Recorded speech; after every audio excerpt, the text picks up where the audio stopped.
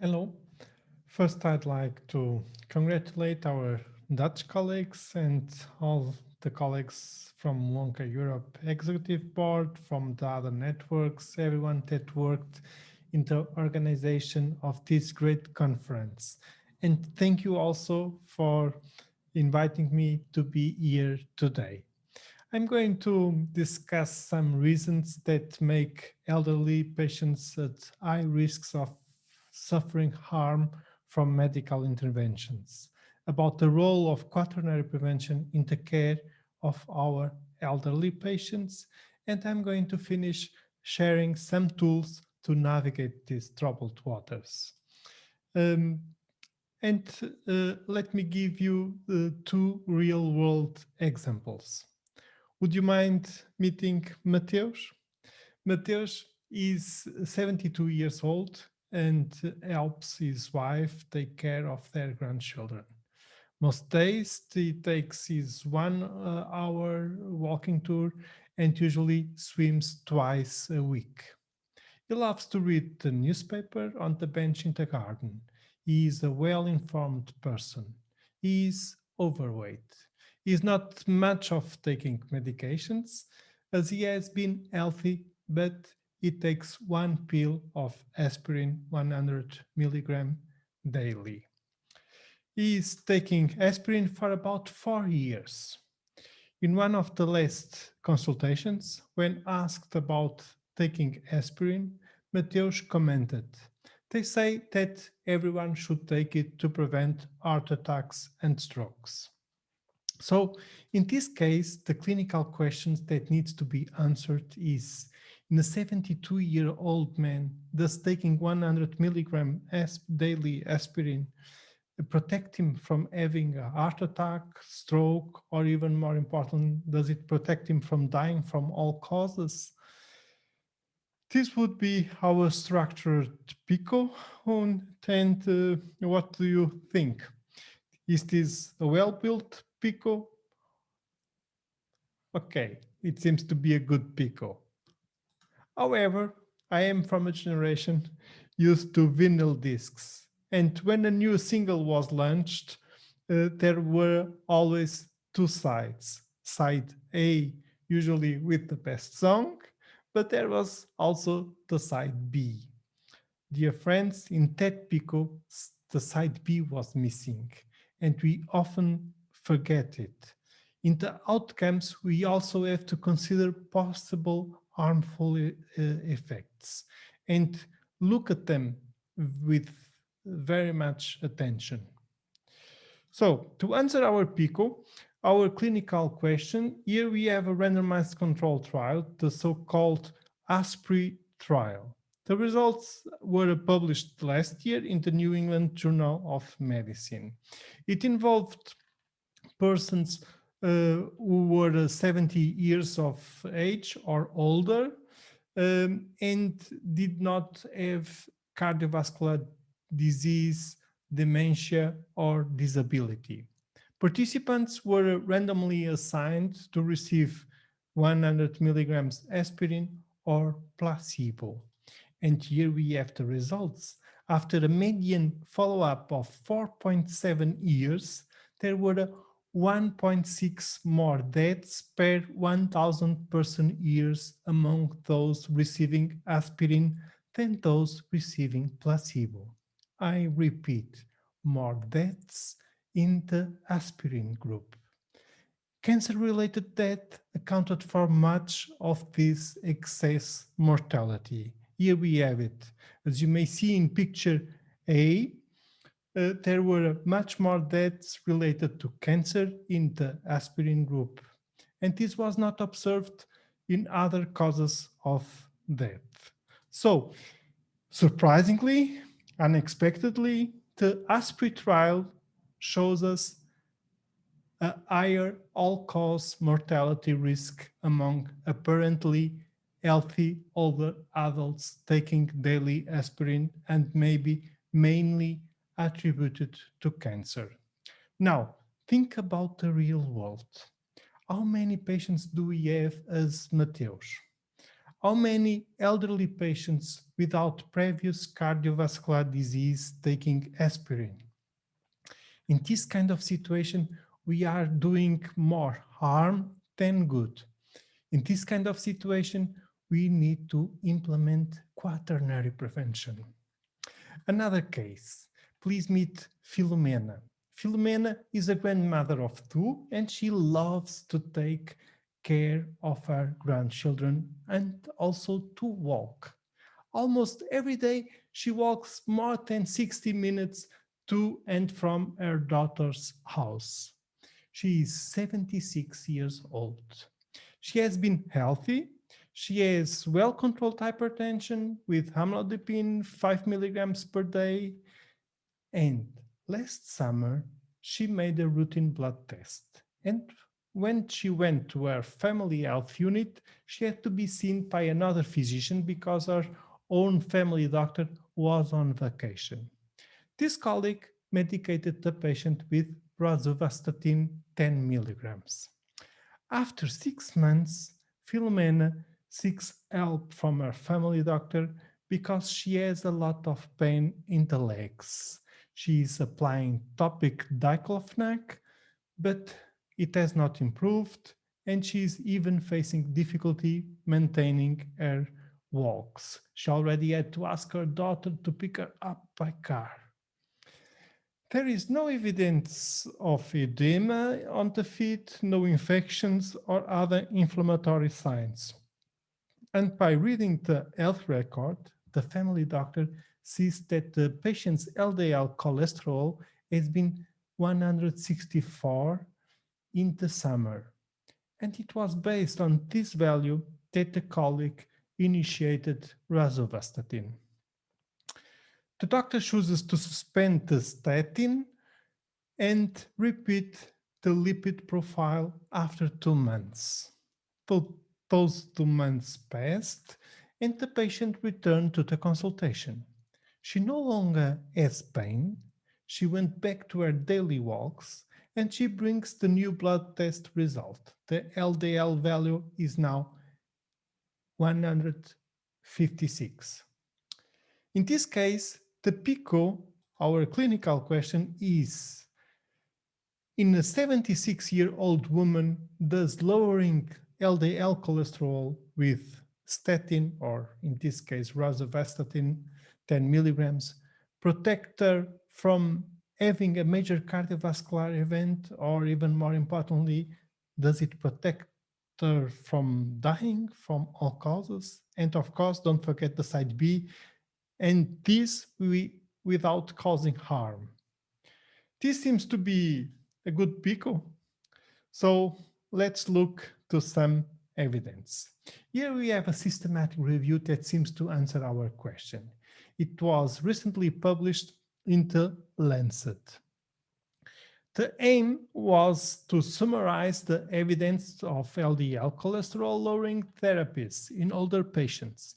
And according to the authors, the interpretation of the result is: in patients aged 75 years and older, lipid lowering was as effective in reducing cardiovascular events as it was in patients younger than 75 years old.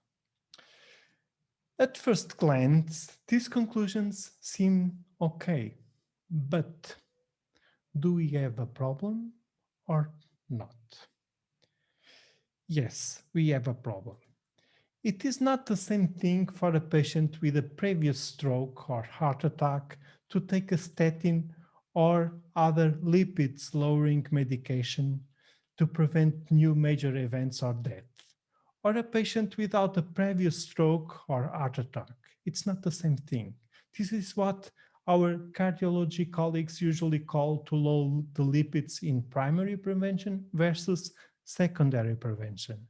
By the way, each time they say this, we from family medicine should correct them, because taking a statin after having a stroke to prevent another stroke is not secondary prevention. This is tertiary prevention.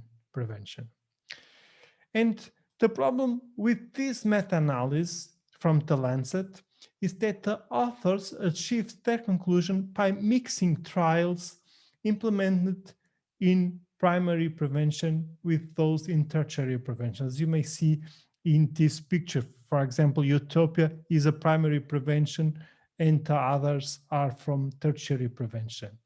This is indeed a strange thing, and it becomes even more stranger because if we dig in and look carefully at the supplemental file that is published with the main paper in the Lancet, we may find these different meta-analyses done by the same authors. It's a supplemental file with the separation of the trials that include the patients with established cardiovascular disease, tertiary prevention, and you may see there is a beneficial effect here, okay, this upper part. And then in the lower part of the table, you may see the trials that included patients without cardiovascular disease, primary prevention, and there is not a positive effect of the treatment. I repeat, no benefit in elderly patients without cardiovascular disease. Now, applying this evidence to our patient Philomena, think about this. Before the treatment, Philomena was a healthy person. After the treatment, she became a sick person with a bad quality of life. And this with a lipid lowering therapy without evidence of protecting her. I believe these two cases are two very practical examples of how things may become tricky when making decisions about the health of our elderly patients. It's easy to do more harm than good to our elderly patients. And this is why it's never too late for quaternary prevention in the care of the elderly. The way other colleagues from Europe and I see it, quaternary prevention is the set of actions taken to protect persons from medical interventions that are likely to cause more harm than good. Mark Chamoul first proposed the concept of quaternary prevention. In 2014, John Broderson, Liza Schwartz, Stephen Woloshin proposed an improvement of the concept, and after some discussions in the EuroPrep network, we published this paper in the European Journal of General Practice. In contemporary medicine, human beings may suffer harm from medical interventions from conception during their childhood, during their entire healthy lifetime, and during a self-limited disease, a chronic disease, or a terminal disease. This means whichever quadrant, quaternary prevention should be present in physicians' minds for every intervention they suggest to a patient. Elderly patients are a particularly vulnerable group to medical harm. Here we have some factors that contribute to this vulnerability. First, the heterogeneity in health status is much more significant in this age group, and also in terms of the human body physiology, hepatic metabolism, renal metabolism. This makes the elderly more susceptible to medications adverse reactions. In many health topics, patients from this age group are not included in the randomized control trials. So we have to extrapolate evidence obtained from other age groups. This extrapolation has risks and often originates medical harm. In this age group, comorbidities are very frequent. Patients often get multiple medications with an increased risk of suffering from medication interactions. Another problem that we have in this field is that guidelines are single disease oriented. We have a guideline to treat hypertension, another to treat diabetes, another to treat COPD.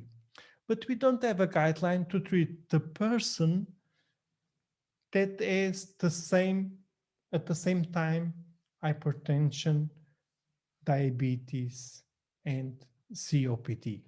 And it is not the same thing to treat someone who only has one disease or to treat someone who has that disease and at the same time two other conditions.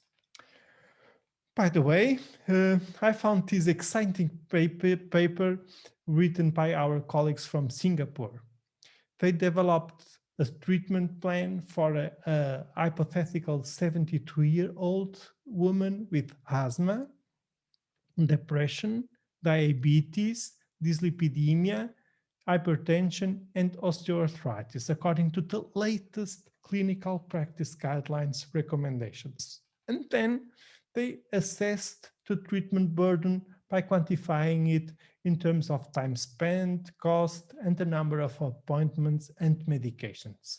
Here are the results. When 6 clinical practice guidelines were cumulatively and strictly followed, an average of about 2 hours was spent daily taking 14 different medications, with, of course, a relevant amount of patients out of pocket payment.